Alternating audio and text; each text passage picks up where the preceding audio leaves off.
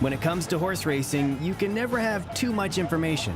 With TwinSpires, you can place your bets with confidence, whether you use handicapping insights like our Brisnet speed ratings, prime power and past performances, the guidance of our experts' top picks, or just choose a name that catches your eye.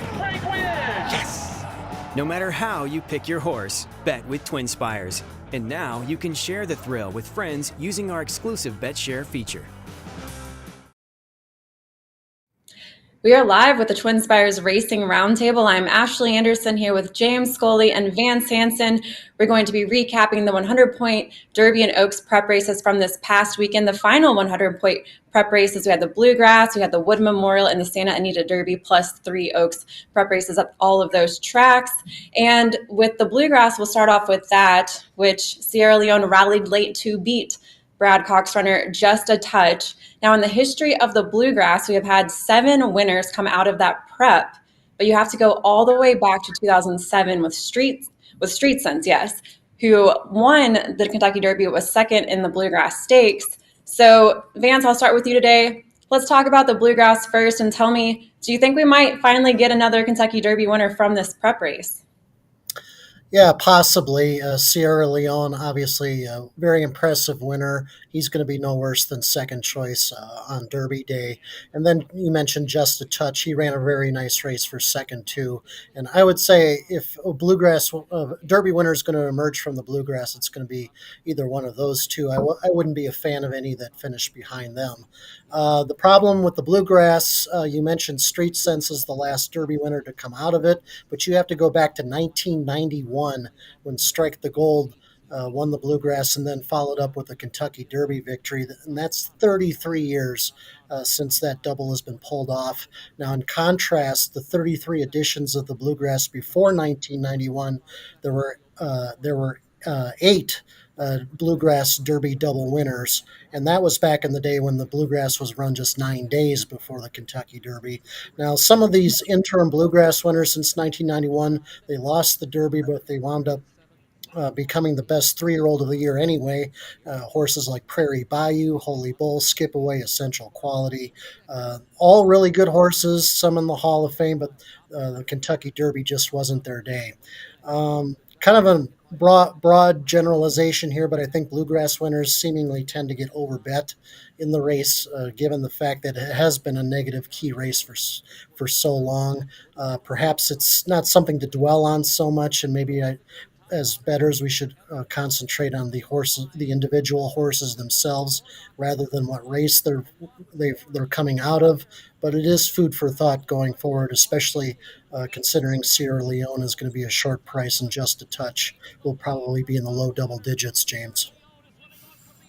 Yes, I think at the very least, the Bluegrass is poised to be relevant in this year's Kentucky Derby, and I won't be surprised at all if it produces the Kentucky Derby winner. You referenced Sierra Leone's race; we just watched it. I thought it was a monstrous effort by the Chad Brown trained colt, the once beaten Chad Brown trained colt, and as well as recording an outstanding win, I got to point out that Sierra Leone raced against the track flow. I mean, he's raced against the track flow in all 3 stakes appearances so far, but I don't think he's ever caught a track that was nearly as biased as that Keeneland surface. I thought it was seemingly impossible for wide closers to win on the dirt track on Friday, Saturday, and Sunday, with the exception of Sierra Leone. And to me, it was a freakish type performance by him.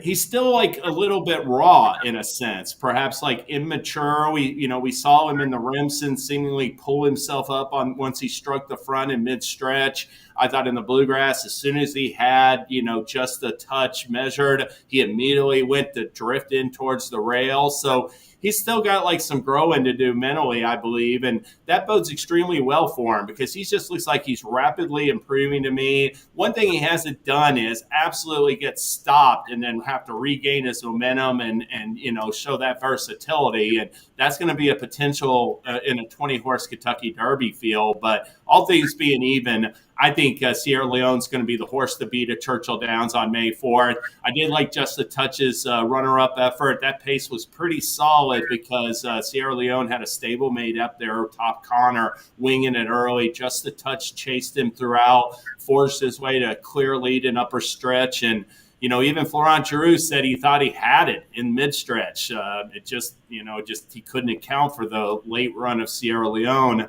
And so those two horses both have a chance to finally produce a Kentucky Derby winner from the Bluegrass. I will mention the other runner in the race that's going to be in the Kentucky Derby field, and that's Dornick. Dornick took back after recording front-running wins, gate-to-wire wins or on-the-lead wins in the Remsen and the Fountain of Youth. He took back. He stalked in fourth behind horses, never really ran a step, just to be an even fourth throughout. And immediately afterwards, Danny Gargan said the experiment's over. We tried to rate him today behind horses.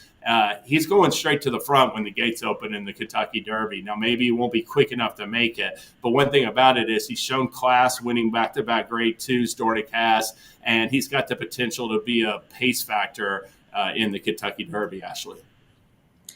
So with Sierra Leone, I tried to get cute here and I bet Just a Touch, even though Sierra Leone's been my top Derby contender. And I was okay to lose to Sierra Leone. He was going to be a very short price in this field. And I did think for a second I was going to get the win with Just a Touch because Sierra Leone was way back there in 10th to start the race, but had that wide rally, still had that closing kick to pull off the win. And so stretching out to 1 1/4 of a mile, I think surely can get the job done there as well. Now, Chad Brown doesn't have a win in the Derby, but it's a small sample size, and I feel like this is the horse to do it.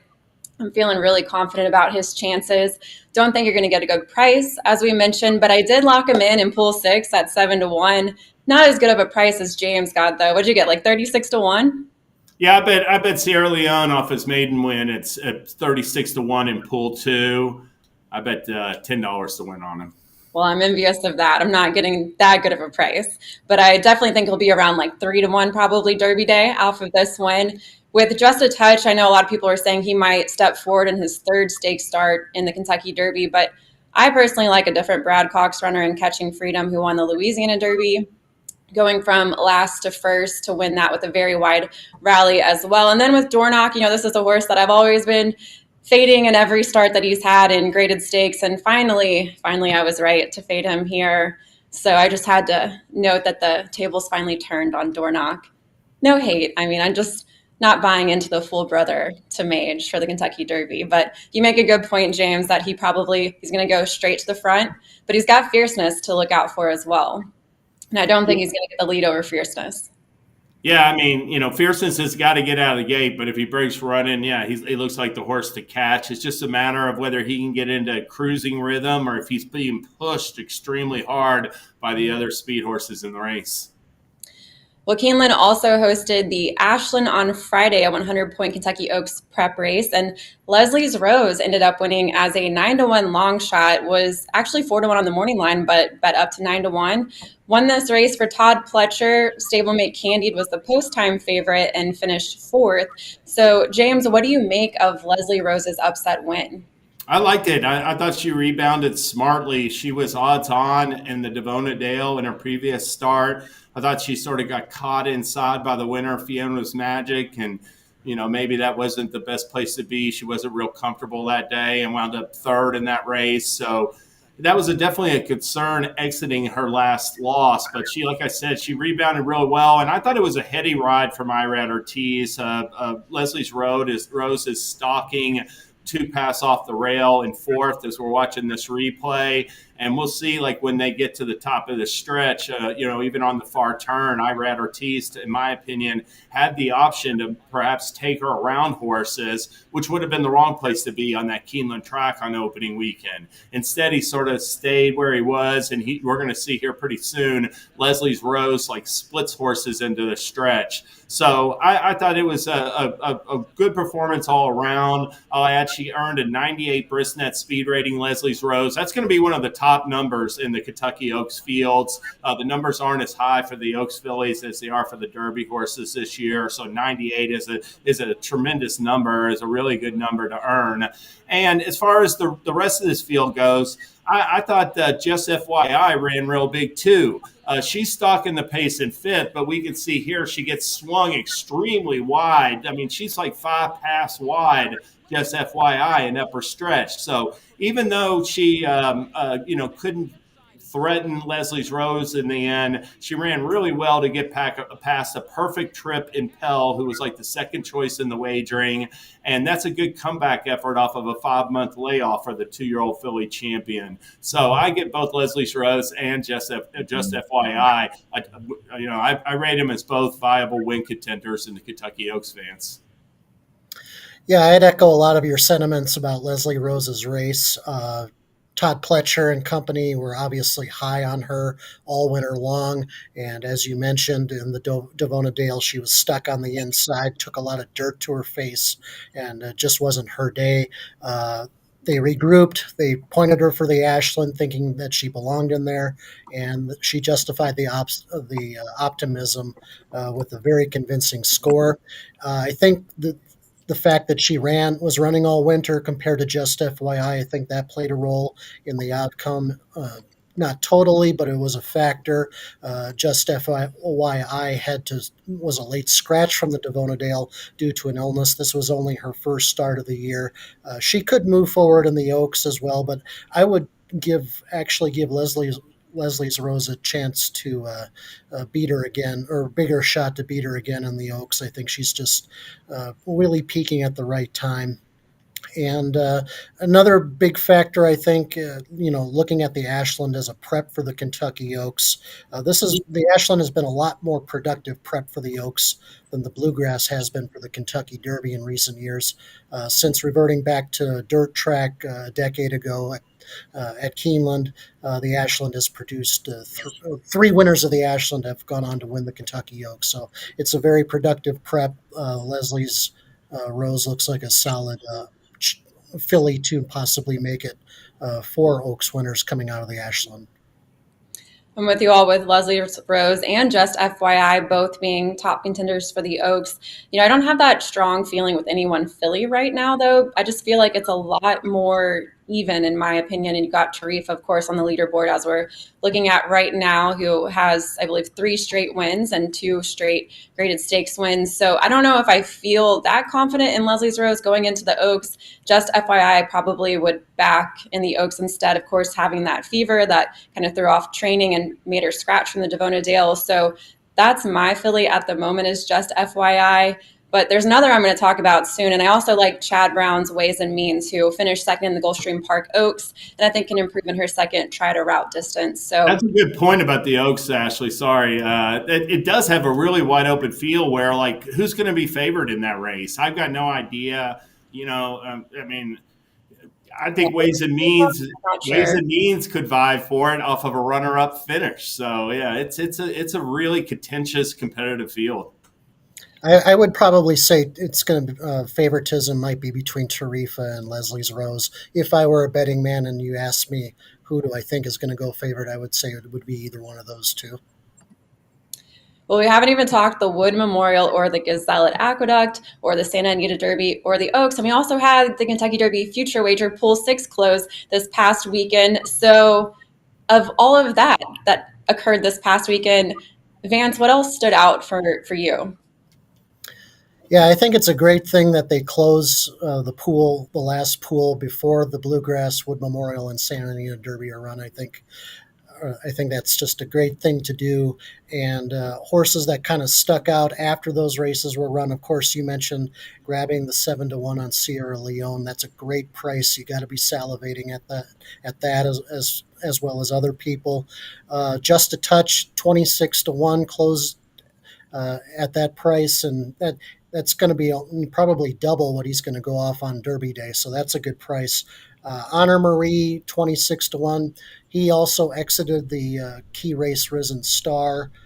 Also subsequent good performance in the Louisiana Derby. He closed at 26-1. And then Resilience, who finished 4th in the Risen Star, Right before he won the Wood Memorial, he closed at 75-1, which is going to be significantly higher than what he will be on Derby Day. So if you have future wagers on those 4 horses, I think you're very happy going into the first Saturday in May.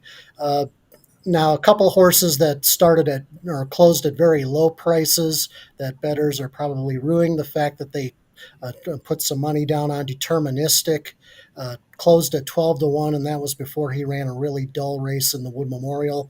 And right now, his Derby status is kind of up in the air, pending kind of some tests and going over of him. To see what happened in the Wood Memorial. So 12-1 and Deterministic is not great. And then Dornoch closed at 12-1 also, and that was a rather dull performance, as alluded to by James earlier in the Bluegrass, due to the change in racing tactics. So 12-1 on both Deterministic and Dornoch, not what you want going into the Derby. James, did you lock in that price at 75-1 on Resilience? I got a few bucks on him at 128-1 in Pool 5, so I've already covered on Resilience, and I'll mention his win. I'll come back to one thing Vance said on that Risen Star, but I'll mention Resilience's win in the Wood Memorial for my what else stood out to me over the weekend. One thing about this performance is he was coming off a 4th in the Risen Star, which is his stakes debut. John Velasquez said he felt he got intimidated when a horse crossed in front of him in the stretch, and Bill Mott added blinkers for this performance, and he progressed. He took another step forward. Resilience did. The Wood Memorial came back pretty fast. He got a 104 speed rating, Brisnet speed rating for the performance, and while he beat, it turns out to be, it looks like a suspect group of rivals. The Wood Memorial isn't going to be the deepest or strongest Kentucky Derby prep by any means. He can only beat the horses that show up in there, and he did it in a convincing fashion, and he has something going for him because Resilience is moving forward right now. You guys were talking about the Kentucky Derby future wagers, and I can just say right now, I mean, they're going to run this Risen Star in 2025 in mid-February, and you may just go and bet every single horse that hits the board in that race, maybe even the top 5 or 6, because over the last 5 years, the Risen Star has produced a top 3 finisher, including a pair of winners in every single Kentucky Derby. This year's Risen Star has produced 3 of the 7 winners of the U.S. major qualifiers, who produced the winner of the Louisiana Derby, the Bluegrass, and the Wood Memorial, as well as a runner-up in Honor Marie in the Louisiana Derby and a third-place finisher or 4th place finisher maybe in Track Phantom. But my point is that race, I think you've got 4 of the top 5 finishers in Sierra Leone, Catching Freedom, Honor Marie, and Resilience. They're all in with at least a chance to hit the board in the Kentucky Derby. And as a trifecta superfecta player, I'm not throwing any of those horses out because the Risen Star was clearly the deepest Kentucky Derby prep this year. Ashley. Yeah, it's been amazing to watch. It's just crazy seeing all those horses coming out of that prep race, especially Sierra Leone. But I'm going to talk about the Oaks prep that was at Aqueduct at Gazelle, where Where's My Ring finally broke her maiden in her 8th career start, winning the Gazelle, a grade 3. And she was a Trolling Candy filly out of a Tappet mare. And it's just an unusual situation, her 8th career start, but she added blinkers 3 back, and that's really helped her improve. Prior to Saturday, she had exclusively raced in California as well, and she ended up going off as a post-time favorite, even though Jin and Life Talk were in the field as well. And her trainer, Val Brinkeroff, he has never raced in the Oaks, and this is a 2nd graded stakes win from his career dates back to 2008 as a trainer. So just kind of a fun story. I don't really know if I would give Where's My Ring a chance in the Oaks. I mean, she did have a 104 Brisnet speed figure, though. That's one of the top speed figures of, I think, any 3-year-old, at least in the Derby or the Oaks field. That 104 is way up there. So just it would be tied for 2nd best in the Derby with Resilience. Yeah, so kind of strange to see that happen. But, going into the Oaks, it'll be her 9th career start. So not really sure what to expect, but kind of fun to see just with the connections and everything. And just that huge Brisnet speed figure happening at Aqueduct over the weekend. Do you all think she has a chance, or is it just kind of a weird fluke? I think she does. I got to do a top 10 for the Oaks. I got 8 horses. I was telling Vance this earlier today. I can make a case for 8 runners in the Oaks. 14 horses that are in the main body of the field right now based on points. I think you can go 8 deep and win contenders. What about you, Vance? Yeah, I'd put her in my top 10 for sure. I know the field is only limited to 14, so it doesn't take a whole lot to make the top 10, but I'd like to see her run back to that figure again, to be honest with you. And yeah, she's going to be a double-digit price. She's going to offer a lot of value for the true believers, that's for sure. Well, we got one more prep race left for the Derby. It's the Lexington this coming weekend. And then the Kentucky Derby is just, 3 weeks away? Kind of crazy. So we'll have more recaps next Tuesday with the Racing Roundtable. And check us out on Thursday with our best bets and fades on the TwinSpires jury. We'll see you next time. When it comes to horse racing, you can never have too much information. With TwinSpires, you can place your bets with confidence, whether you use handicapping insights like our Brisnet speed ratings, prime power and past performances, the guidance of our experts' top picks, or just choose a name that catches your eye. Yes! No matter how you pick your horse, bet with TwinSpires. And now you can share the thrill with friends using our exclusive BetShare feature.